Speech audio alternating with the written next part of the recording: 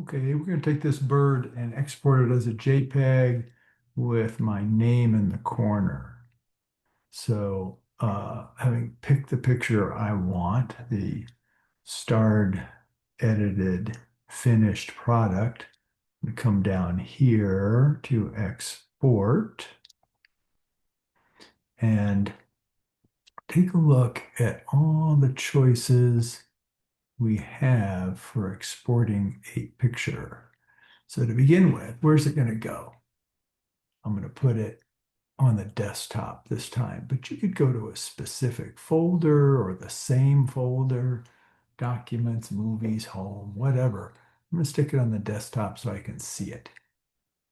I'm not going to add this one to the catalog because I don't want it after it's done. I'm just going to send it away, and I already have the original, so I don't need it.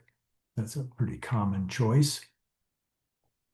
If you run into a file with the same name, it's going to pop up and ask you a question like what to do. So that's a good choice too. You could rename it right here, but I'm not going to bother with that. This is not a video, so we're not going to use anything in there. The file settings are important. If you want a JPEG and you want high quality, then that's what you choose right there. If you need to shrink it in some manner, um, you'll see we can shrink size later, but here this is, you're taking quality away from the picture. So like if it's going on email, you might bring it down to 80 or something. You won't notice much difference, though it will degrade the picture a little. I'll leave it at 100. There's a new thing called content credentials where you can include publishing information and your contact information and costs and all kinds of stuff like that in the content credentials. That's for a lesson for a different time. Let's close that one up. Here's that sizing thing. I'm going to have it be full size, so I'm just going to uncheck that resize, but you can see that you can normally put in the exact dimensions. You can say like the long edge should be like 2000 pixels or something like that. That's pretty typical for like submitting to a show or something. I'm not going to resize it this time. Output sharpening, when it gets created into that JPEG, um, the gurus definitely say that this works. So if it's going to be printed, you can tell it what kind of paper. And if it's just going to the screen, just leave it on screen. The standard amount is typical. Include all your metadata or just the copyright, whatever you want. So I'm just going to put in copyright and contact only for this one. I'm just going to skip the markings thing. That's where we put the name in. Go down to the last thing, post-processing. This is just what it does after you're finished. And generally, if you have saved it somewhere, you probably want to see it. So you can open it, you can show it in the Finder. That's what I'm going to put. So it'll go right to the desktop where I told it to go and show me the picture. Now here's where we put the name. They're called watermarks. So I have to turn on watermarks, and then I have to get in and edit the watermark the way I want it. So there's a couple I have saved here. I have my S. Gandy signature, just written in kind of a sloppy script called Comic Sans. I have one that says Steve Gandy Photography in the right corner. I saved these watermarks. Let's go make a new one. So you go to Edit Watermarks. And it popped my name in there with the um, copyright symbol. And up here, you can see there's the ones that I had saved, right? And over here are all the controls for doing this. Um, so to begin with, let's just come here and write my usual signature on a picture. I write S. Gandy for Steve Gandy. And that looks kind of blocky and unlike a signature. So that's where the fonts come in. So you could do something a little bit differently. I think there's something down here called script, if I remember right.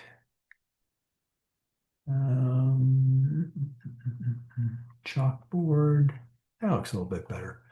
But there's a way to actually choose your signature if you have a copy of that as a PNG or a JPEG image. So you go choose and have to know where that signature is and pick it to put it in there. For this video, we're just going to use the just the uh, printed word with whatever font that we choose to have. Okay. Trying to find, sorry, I'm just trying to find something that looks a little bit more like I wrote it. And I'm not a big font um, knowledgeable guy. So usually it says here, let's try this script. Yeah, there we go.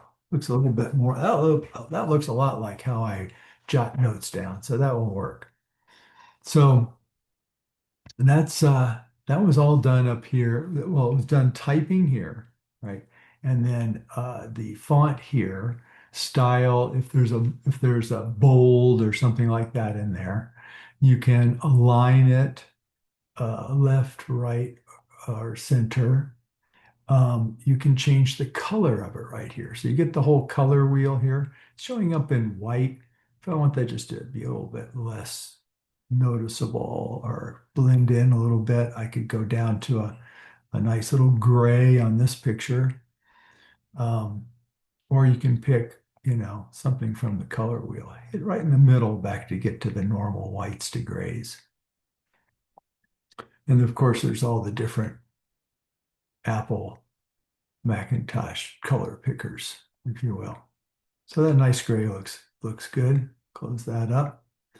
Then also you can add a bit of a shadow to these. You'll see that there is, if you look closely while I take the shadow off and on the Escandy, you'll see that shadow show up.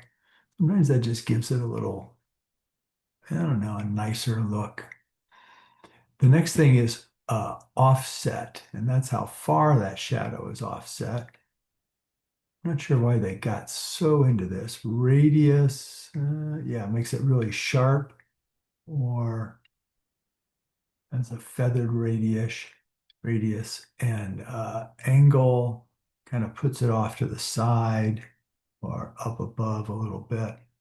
Kind of over to the side might work a little bit there. So you can play with those, not a big deal. Turn them off if you don't want them. Let's just turn them off, for example, and you just get the signature. Then there's the size control. So it's proportional to the picture, and that's why it says proportional. So, I mean, I can make this thing be a giant watermark that would keep somebody from printing this picture if I wanted. But if I'm just trying to put my name on the picture for sharing, probably something, proportional to the picture would work well. There is fit and fill. Let's get back to proportional. Yeah, that looks good. Then you can, I'm going to skip this part for just a second, come back to it. At the bottom, you can anchor this to the bottom left corner, the bottom right corner, the top corners, right in the middle, on the sides, in the middle at the bottom. So you can see how the thing's bumping around as I'm picking these different ones. So, most people put these over in the left or the right corner. It kind of depends on the picture. And then the inset is how far away from the edge it is, right? So they figure, if you're going to put it in the middle, you'll do it over here. But if you got it in the corner, you probably don't want it jammed up against the edge. So you move it over a little bit. And then vertical, of course, then you can move it up a little bit. Usually kind of an equal amount of space, vertical and horizontal there. Um, so that doesn't look too bad. For some reason, if you needed to rotate it, you could. Seems a little worthless. But once you have that, then it's probably not a bad idea to save that as a preset so you could use it again. So save current settings as a new preset. Let's do that. So I'm going to call this one Scandi Nanum Brush. Oops. Brush script. Um, left corner.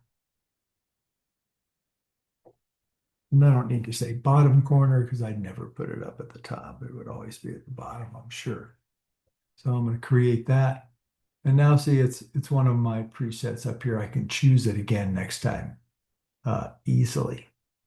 Now, so once I've finished with all that stuff, I can just click done, and then I'm ready to export. Let's hit it. Give it a minute to do it. I told it to show me in the Finder where it was. There it is right there. And let's see how it looks. Sure enough, my signature is down in the corner. What do you think?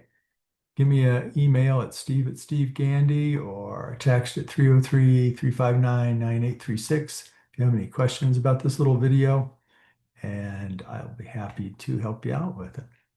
Thanks for watching. Bye-bye.